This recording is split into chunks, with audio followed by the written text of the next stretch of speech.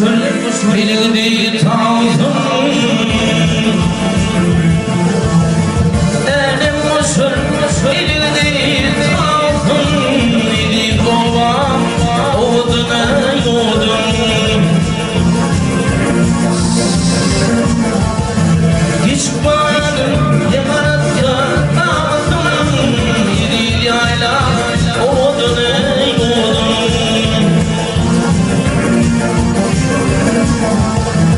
hiç varım yemaratta tağzım idi yayla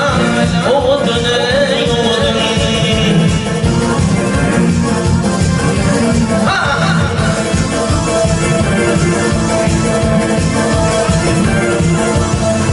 halkım benim yiptekirin dağlar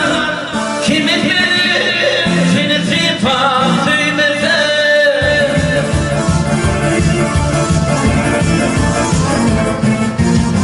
gittim bağlı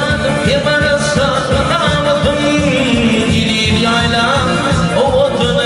yodum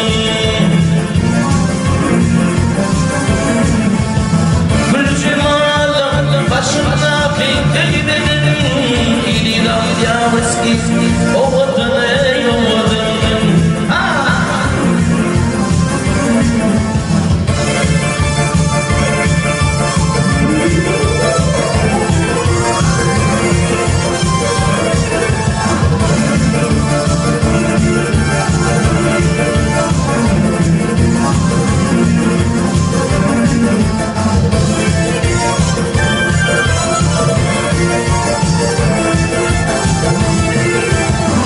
kesilip kalır ya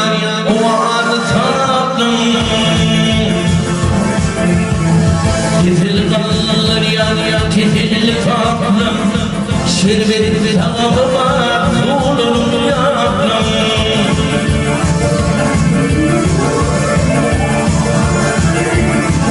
öğlen uçması yirgadi kitaptan gidir yayla oduna yodum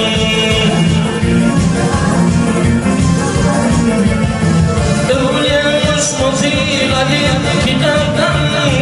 gidip daha soğudum o vatana yodum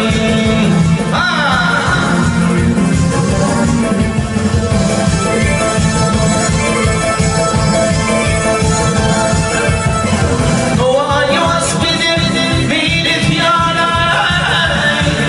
şuurları benim bir ihtiyara